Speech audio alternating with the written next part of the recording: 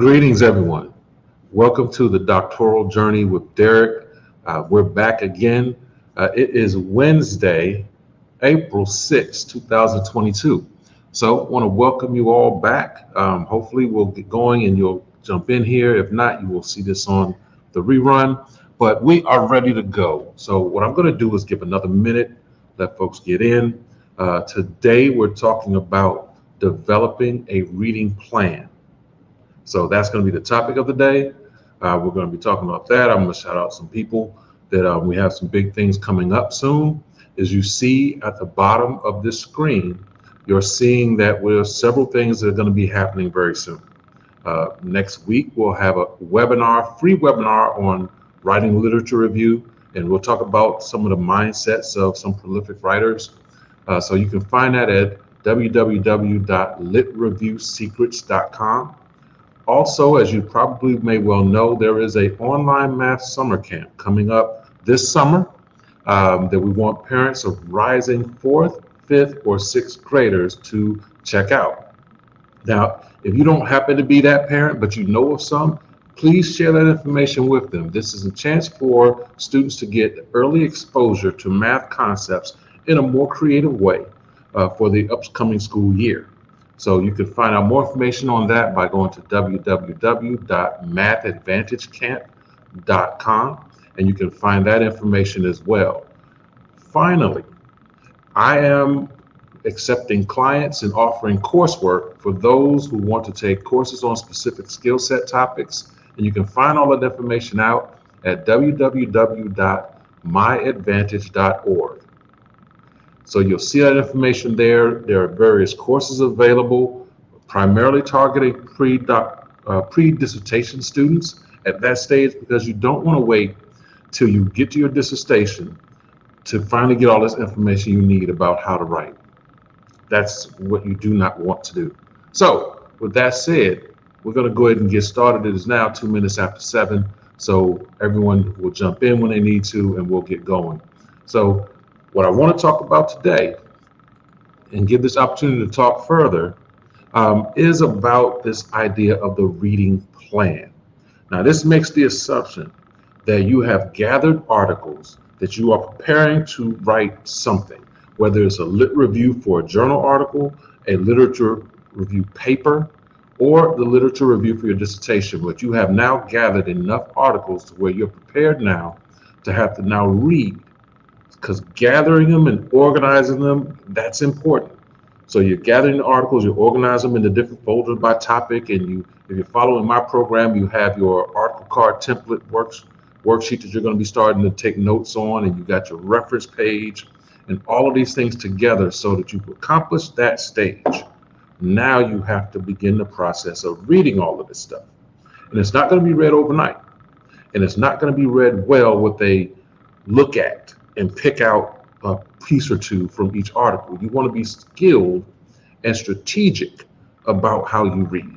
So that is going to be the first thing we're going to start talking about, is this reading plan that you can put yourself on.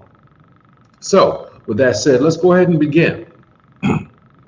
Now, you have gathered your articles, you're ready to start reading, and now you need to develop a plan that you can actually stick to and live with. So the reading plan is first developing your setting and knowing the environment in which you need to get successful reading done.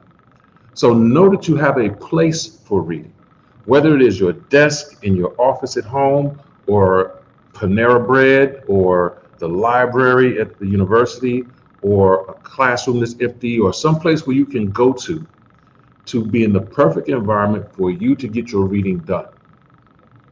So if you can work with noise in the background, then that's on you. But if you know that you're not the type who can read with a lot of noise in the background, be intentional about creating a space where you can go and get your reading done. So create that environment, create that setting. If you need headphones to listen to like concentration or meditative music, get all that ready. Have it all together, because when you sit down to actually read, setting up is not the issue. When you sit down to read, it's to actually get this reading done. So that's what I want you to think about. So that's one piece of this. The next piece, after you've created your setting and you know what that's going to look like, is you have to know you. So know your time, know your body clock, know your energy level. And we've talked about this in several podcast pieces, but I want to go back to it now so that you really understand it and that you get everything together. So knowing your energy is about understanding high and low energy levels for you personally. Now, we know these things all the time because we say stuff like, I'm a night person or I'm a morning person. What you're essentially saying is that in the nighttime is when I have my most energy to get things done. Or I'm at my best first thing in the morning. So if you know your energy levels and energy times, it's easier for you to set up times where you can go get things accomplished. So for every energy level, there is an energy level activity. So when you have high energy, those are high energy activities. Those things include things like reading, writing. Those are your high energy activities as far as getting this work done. Then there's low energy and low energy activities. Things like note taking, preparing, gathering resources, updating your reference page, things that don't require a lot of intensive thought and effort that you can still get done. So along with that high energy activities, you should have low energy activities that you can really realistically get accomplished. So with that said, now we want to set some goals. So setting these goals include things like, how many articles are you going to read per day or per week?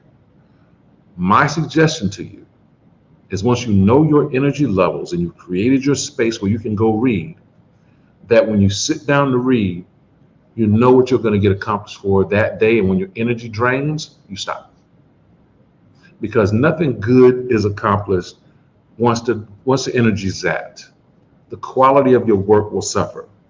My guess is that if you follow the reading strategies that I provide for you, easily you can do quality reading, one article per hour on average. That's one article per hour on average. And set the goal to work for no more than 2 to 3 hours. So we're talking essentially 2 articles a day. Very realistic, can get done. Your energy is probably going to wane at about that second hour. So the third article probably wouldn't be as good. Or if you can stay longer to the 3 articles, by the 4th article, your energy's zapped. And the quality that you're going to extract out wouldn't be the same as it would if this was the first article you read tomorrow. So when I say 2 to 3 articles a day, don't have a daily goal. Daily goals are the biggest way to set yourself up for disappointment. What you should have are weekly goals. That way, if, let's say, for example, you start Sunday to Saturday and you say, during this week, I'm going to get 14 articles done. So we already know that's an average of 2 a day. Now, let's say Sunday you're on a roll and you actually get 3 done. So you got 3 articles done Sunday. Monday, no one loves Mondays. So Monday, you're only able to get 1 article done. You're still on track. Let's say Tuesday, you get 2 articles done. You're still on track. Wednesday, hump day, you actually get 1 article done. Bit off track, but you're only off track 1. So Thursday, you come back and you do 3. Now you're back on track. And then let's say Friday, you're just tired and you get none done. That's understandable. So now you're off track. But on Saturday, you make up for the rest and you're able to knock out, let's say, 3 to 4 articles. So you do that way because you want to allow yourself the flexibility for things to go different, for things to go off. So having that weekly goal allows the flexibility so that you don't, like, it's like when people diet and they have an off day and they give up the whole diet because they had an off day. You don't want to set yourself up for that level of expectation because it makes that level of non-completion and failure much more hurtful. So set yourself up for a weekly set of goals to get 14 done. Then that's an average of 2 a day. You can plus or minus however you get it done. But you know that your energy zaps out after about 2 to 3 hours. So being realistic, not every article is going to be as long or as intense as others. So sometimes you'll be able to get an article done in 40 minutes or 45 minutes. And we're not just racing through these articles, we're strategically reading them so that you're able to get those things done. So make sure your schedule, your reading routine really aligns to what you can actually do. So that's one thing to think about. The next thing is knowing how to read the articles. If you're reading the articles for the love of reading, then go get a beach chair, sit on the beach, and enjoy the articles. Many of them are great. A lot of them aren't. So the things that you don't need to find yourself doing is being so intense on every single word of the entire article that it's taking you 2 and 3 hours to get it done. And then one article is actually burning you out. You have to know when to skim. So, for example, I would suggest let's say you're reading a qualitative paper, research article, that on your intro, lit review, and theoretical frameworks, those 3 sections, you do a light skim. You're catching words, you're catching phrases, you're catching acronyms, you're catching meanings and terms and things like that. You're not just looking at it, but you're giving a very active light skim. By the time you get to the methodology, you slow down a little bit and you start understanding how this particular research was put together, what the elements are in there, what the variables are, and things like that. And then when you get to the findings, that's when you go deep read. And you take your time and you do a deep read of the article's findings, because that's what's most important. What's most important in this article is not what other authors have said about the topic. That's in the lit review. What's most important is what this author contributes to the field. And you want to be able to say with knowledge, according to this author, he suggests X, Y, and Z, or this author, she suggests X, Y, and Z. So that's their findings. And then their discussion and conclusion, you can kind of do that deep read to get through that information. Now, this is the stuff and when you get to the deep reads, this is where you're actually highlighting information and extracting that information for your use. So that's where you're doing that. Same thing for a quantitative paper, but for a literature paper, a theoretical paper, or something like that, where every bit of it is important information that you actually need for what you're studying, you're going to have to do a deep read through the entire thing. So plan those correctly. Try not to do 2 or more literature papers in the same day. Put that in your schedule. Remember, your energy is going to zap out no matter what you do. And once you lost it, you got to wait till the next time you get an energy spurt. So be mindful of that and be strategic about how you line up your papers to read. So that's one thing we're doing. We're reading to extract information. So not every piece or section of the article is going to have extractable information that you need for your research. It's not to say it's not important, but you don't need it for your research. So you want to focus on what the author has found. But in order to really understand that, you have to do some skimming of the other sections. So you're also reading for another reason that I find a lot of people are not paying attention to. You're actually reading to learn how to write. You're reading to write. And this is important, particularly in early doctoral stages. You read not only just to get the information they're talking about, but you're also reading to see how peer-reviewed journal articles are set up, how they are put together, how the authors cite information, how the authors support arguments with multiple citations, how they gather their conclusions, how they introduce sections, things like that. That's what you're reading to. You're also reading to learn how to write. And it's beautiful if you can do both. Once you learn the routine of how papers are put together and you learn how authors transition in and transition out and make all this stuff connect certain authors to an idea so they're supporting their claims with citations and string citations, then you're learning how to write this thing. And it's okay if you have a particular mentor writer. If you dive deep into the field and you learn these seminal scholars and you learn their style of writing such that you can actually learn how to write through watching their writings. If they're doing that, then you're on the cusp of learning how to write. Also, staying in tune with the now writers, because these new and up and coming writers are very conventional and they're learning how to get past the peer review process to get their papers published. You can learn how to write by reading their writings. And a lot of people don't teach you that. A lot of us don't do that.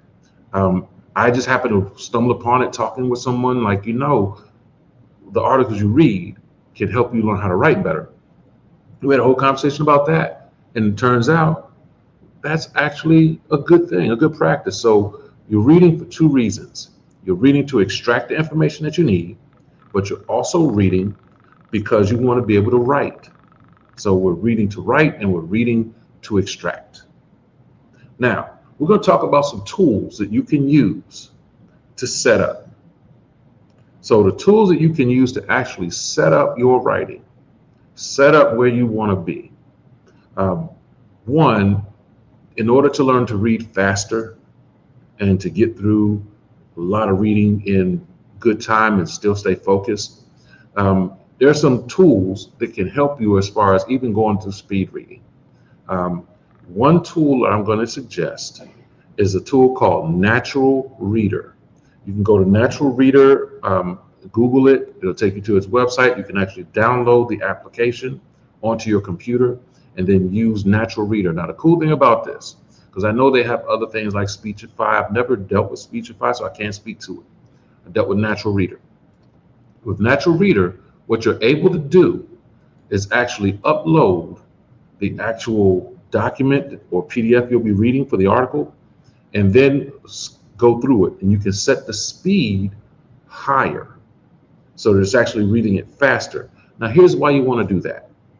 Most of us, when we were taught to read, were taught to sub-vocalize. I don't know if it was intentional or accidental. So you probably notice when you read, you're talking, you're mumbling, you're vocalizing what you're reading. Well, your eyes move faster than your mouth.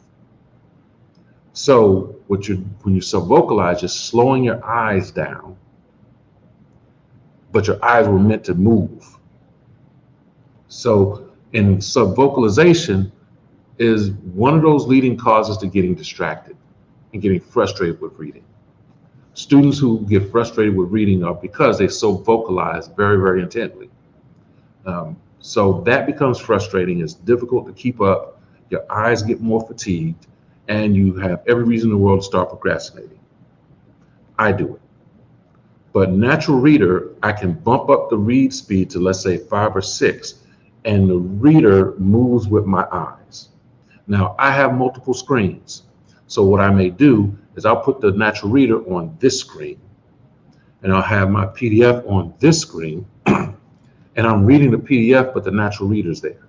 And it's reading it to me, and I have my headphones on, and I can begin to highlight and take notes and things like that.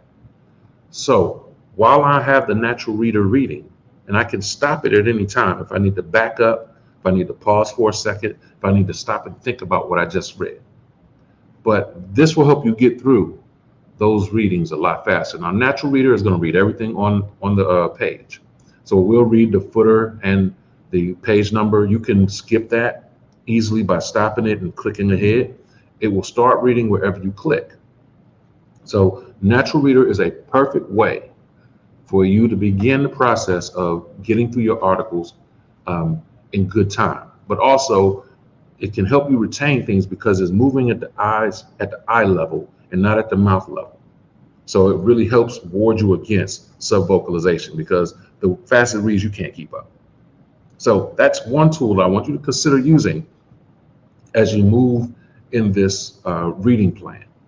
The second one I want you to consider using, and this one is more so what you do with the reading afterwards, is Dragon Speaking or Dragon software. When you're taking notes, using Dragon dictation software can help you take those notes better. The only thing you have to learn is that Dragon requires that you say your punctuations, and that can get a little frustrating. Also, as it gets better as it learns your voice, so you'll have to upload things you've already written so it can understand your writing pattern and your speech pattern. But once it gets to really being intuitive with learning that, it's very useful when you're taking those notes. Now, here's what I do. If I have my article template on this screen and I have my highlighted PDF here and I have Dragon speaking on, I can begin to start paraphrasing my notes that I've highlighted. And remember to paraphrase. I paraphrase those notes onto my note sheet so that I can have that there. I may need to put in some extra spelling here and there because Dragon messes it up, but that's a lot more efficient than spending the time looking here, typing there, things like that. Now, if you're cool with that, do it.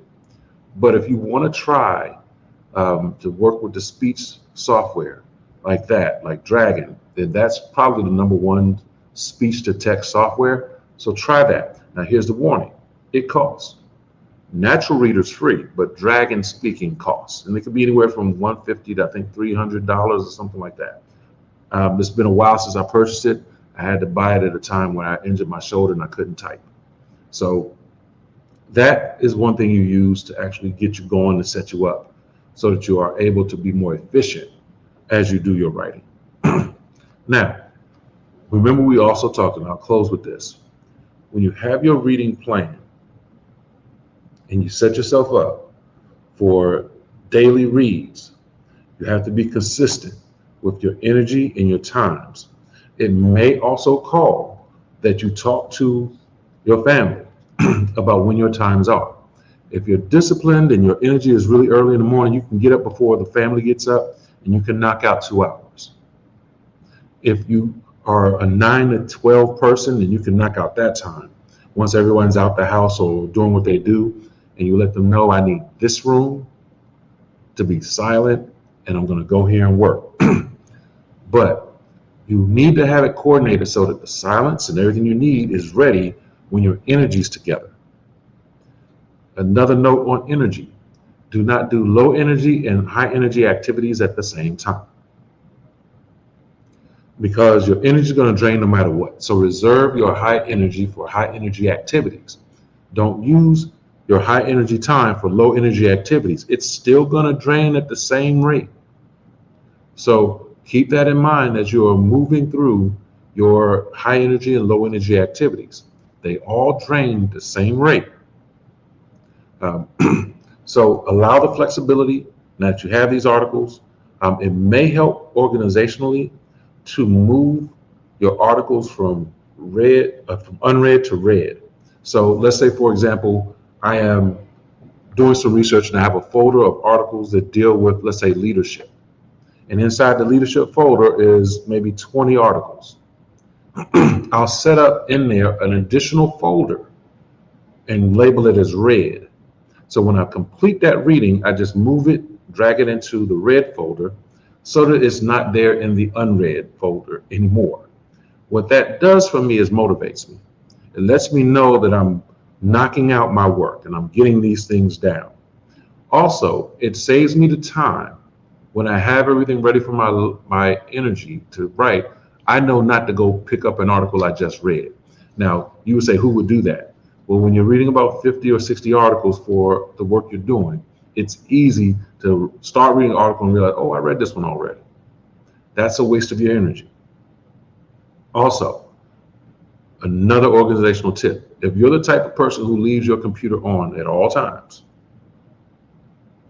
then in your low energy times, go ahead and open up the 2 articles you're going to read the next time your high energy period comes. That way you don't have to spend your time searching and deciding what you're going to do. Deciding what articles to read is a low energy activity. Reading them is a high energy activity. Don't do your low energy activities during high energy times. So use your high energy to prep. Use your low energy to prep. Use your high energy to do. Generally, my routine is that in the evenings before I go to bed or when my low energy times come, I go ahead and set up for tomorrow. So if I have to get up at 4 or 5 in the morning, I know to get up, sit down, and get going. Headphones are already in place. Music on Google is already there, or on YouTube, the meditation music. I can do that, minimize the screen, and I'm now concentrating and going. If you have to take a break, take a quick break, do a little exercise, maybe some squats or what have you. Take 2 minutes to just do some meditative breathing. Really fast breathing to get that energy and pump the blood already going, and then get back to business and knock out the rest of your work.